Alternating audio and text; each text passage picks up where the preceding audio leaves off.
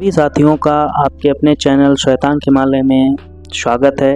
आपके सम्मुख गांधी जी के द्वारा लिखी गई सत्य के प्रयोग से हम आज सुनने वाले हैं 8वां अध्याय, चोरी और प्रायश्चित। पिछली प्रस्तुति में हमने सुना था दुखद प्रसंग 2 को, जिसमें गांधी जी के द्वारा मांसाहार और घर में झूठ बोलने की जो भी चीजें थीं वो सामने आई, उसको उन्होंने व्यक्त किया था। साथियों, आपके सम्मुख ये श्रृंखला लाने का बस केवल मेरा एक यही विचार है कि आप गांधी जी के विषय में ज़्यादा से ज़्यादा चीज़ों को जान सकें जो उन्होंने अपने कलम से अपनी ही पुस्तक में लिखी हैं, वो आपके सम्मुख हों और आपकी भी उस पर दृष्टि पड़ सके।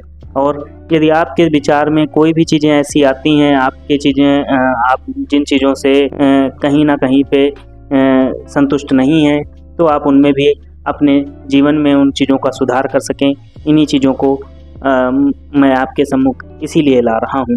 और आपसे एक विनम्र निवेदन है कि चैनल पे अगर आप नए हैं तो एक बार चैनल को अवश्य सब्सक्राइब कर लें, जिससे जो भी अगली प्रस्तुति हैं वो आप तक पहुँच सकें, आपको उनके विषय में आपको जानकारी प्राप्त हो सके। साथियों, बातों को विराम देते हैं, अपने श्रृंखला के अगले चरण पर आते हैं। चोरी और प्रायश्चित, अध्याय 8, भाग 1, सत्य के प्रयोग से। मांसाहार के समय के और उससे पहले के कुछ दोषों का वर्णन अभी रह गया है। ये दोष विवाह के पहले के अथवा उसके तुरंत बाद के हैं। अपने एक रिश्तेदार के साथ मुझे बीड़ी पीने का शौक लगा। हमारे पास पैसे नहीं थे। हम दोनों में से किसी का यह ख्याल तो नहीं था कि बीड़ी पीने से कोई फायदा है अथवा उसकी गंध में आनंद है, पर हमें लगा कि सिर्फ धुआं उड़ाने में ही कुछ मजा है। मेरे काका जी को बीड़ी पीने की आदत थी। उन्हें और दूसरों को धुआं उड़ाते देखकर हमें भी बीड़ी फूंकने की इच्छा हुई। गांठ में पैसे तो थे नहीं, इसीलिए काका जी पीने के बाद बीड़ी के जो ठूंठ फेंक देते, हमने उन्हें चुराना शुरू किया। पर बीड़ी के ये ठूंठ हर समय मिल नहीं सकते थे और उनमें से बहुत धुआं भी नहीं निकलता था। इसीलिए नौकर की जेब में पड़े 2-4 पैसे में से हमने एक आध पैसा चुराने की आदत डाली और हम बीड़ी खरीदने लगे। पर सवाल यह पैदा हुआ कि उसे संभाल कर रखें कहाँ। हम जानते थे कि बड़ों के देखते तो बीड़ी पी नहीं सकते। जैसे तैसे 2-4 पैसे चुरा कर कुछ हफ्ते काम चलाया। इसी बीच सुना कि एक प्रकार का पौधा होता है, उसका नाम तो मैं भूल गया हूँ। उसके डंठल बीड़ी के तरह जलते हैं और फूंके जा सकते हैं। हमने उन्हें प्राप्त किया और फूंकने लगे, पर हमें संतोष नहीं हुआ। अपनी पराधीनता हमें अखरने लगी। हमें दुख इस बात का था कि बड़ों की आज्ञा के बिना हम कुछ भी नहीं कर सकते थे। हम ऊब गए और हमने आत्महत्या करने का निश्चय कर लिया। पर आत्महत्या कैसे करें, जहर कौन दे? हमने सुना कि धतूरे के बीज खाने से मृत्यु होती है। हम जंगल में जाकर बीज ले आए। शाम का समय तय किया। केदारनाथ जी के मंदिर की दीपमाला में घी चढ़ाया, दर्शन किए और एकांत खोज लिया। पर जहर खाने की हिम्मत न हुई। अगर तुरंत ही मृत्यु ना हुई तो क्या होगा? मरने से लाभ क्या है? क्यों न पराधीनता ही सह ली जाए। फिर भी 2-4 बीज खाए, अधिक खाने की हिम्मत ही न पड़ी। दोनों मौत से डरे और यह निश्चय किया कि राम जी के मंदिर में जाकर दर्शन करके शांत हो जाएं और आत्महत्या की बात भूल जाएं। मेरी समझ में आया कि आत्महत्या का विचार करना सरल है, आत्महत्या करना सरल नहीं। इसीलिए कोई आत्महत्या करने की धमकी देता है तो मुझ पर उसका बहुत कम असर होता है, अथवा यह कहना ठीक होगा कि कोई असर होता ही नहीं। आत्महत्या के इस विचार का परिणाम यह हुआ कि हम दोनों झूठी बीड़ी चुराकर पीने की और नौकर के पैसे चुराकर बीड़ी खरीदने और फूंकने की आदत भूल गए।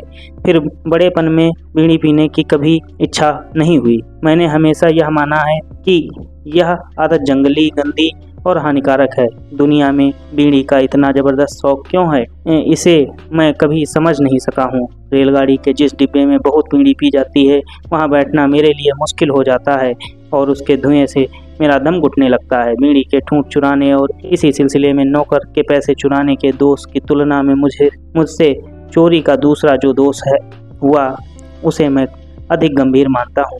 बीड़ी के दोष के समय मेरी उम्र 12-13 साल की रही होगी, शायद इससे कम भी हो। दूसरी चोरी के समय मेरी उम्र 15 साल की रही होगी। यह चोरी मेरे मांसाहारी भाई के सोने के कड़े के टुकड़े की थी। उन पर मामूली सा लगभग 25 रुपए का कर्ज हो गया था। उसकी अदायगी के बारे में हम दोनों भाई सोच रहे थे। मेरे भाई के हाथ में सोने का ठोस कड़ा था। उसमें से 1 तोला सोना काट लेना मुश्किल न था। कड़ा कटा, कर्ज अदा हुआ और मेरे लिए यह बात असहाय हो गई। मैंने निश्चय किया कि आगे कभी चोरी करूँगा ही नहीं। मुझे लगा कि पिताजी के सम्मुख अपना दोष स्वीकार भी कर लेना चाहिए, पर जीभ न खुली। पिताजी स्वयं मुझे पीटेंगे इसका डर तो था ही नहीं। मुझे याद नहीं पड़ता कि उन्होंने कभी हम में से किसी भाई को पीटा हो, पर खुद दुखी होंगे, शायद सिर फोड़ लें। मैंने सोचा कि यह जोखिम उठाकर भी दोष कबूल कर ही लेना चाहिए, उसके बिना शुद्धि नहीं होगी। आखिर मैंने तय किया कि चिट्ठी लिखकर दोष स्वीकार किया जाए और क्षमा मांग ली जाए। मैंने चिट्ठी लिखकर हाथों हाथ दी। चिट्ठी में सारा दोष स्वीकार किया और सजा चाही। आग्रहपूर्वक विनती की कि वे अपने को दुख में न डालें और भविष्य में फिर ऐसा अपराध न करने की प्रतिज्ञा की। मैंने कांपते हाथों चिट्ठी पिताजी के हाथ में दी। मैं उनके तख्त के सामने बैठ गया। उन दिनों वे भगंदर की बीमारी से पीड़ित थे, इस कारण बिस्तर पर ही पड़े रहते थे। खटिया के बदले लकड़ी का तख्त काम में लेते थे। उन्होंने चिट्ठी पढ़ी। आंखों से मोती की बूंदें टपकी। चिट्ठी भीग गई। उन्होंने क्षण भर के लिए आंखें मूंदी, चिट्ठी फाड़ डाली और स्वयं पढ़ने के लिए उठ बैठे थे, सो वापस लेट गए। मैं भी रोया, पिताजी का दुख समझ सका। अगर मैं चित्रकार होता तो वह चित्र आज भी संपूर्णता से खींच सकता। आज भी वह मेरी आंखों के सामने इतना स्पष्ट है। मोती की बूंदों के उन प्रेम बाण ने मुझे बेध डाला। मैं शुद्ध बना। इस प्रेम को तो अनुभवी ही जान सकता है। राम बाण वाग्यारे हो ते जाने। राम की भक्ति का बाण जिसे लगा हो वही जान सकता है। मेरे लिए यह अहिंसा का पदार्थ पाठ था। उस समय तो मैंने इसमें पिता के प्रेम के सिवा और कुछ नहीं देखा, पर आज मैं इसे शुद्ध अहिंसा के नाम से पहचान सकता हूँ। ऐसी अहिंसा के व्यापक रूप धारण कर लेने पर उसके स्पर्श से कौन बच सकता है। ऐसी व्यापक अहिंसा की शक्ति की थाह लेना असंभव है। इस प्रकार की शांत क्षमा पिताजी के स्वभाव के विरुद्ध थी। मैंने सोचा था कि वे क्रोध करेंगे, कटुवचन कहेंगे, शायद अपना सिर पीट लें, पर उन्होंने अपनी इतनी अपार शांति जो धारण की, मेरे विचार में उसका कारण अपराध की सरल स्वीकृति थी। जो मनुष्य अधिकारी के सम्मुख स्वेच्छा से और निष्कपट भाव से अपराध स्वीकार कर लेता है, वह फिर कभी वैसा अपराध न करने की प्रतिज्ञा करता है। वह शुद्धतम प्रायश्चित करता है। मैं जानता हूँ कि मेरी इस स्वीकृति से पिताजी मेरे विषय में निर्भय बने और उनका महान प्रेम और भी बढ़ गया। साथियों, इसी के साथ 8वां अध्याय यहीं पर समाप्त होता है।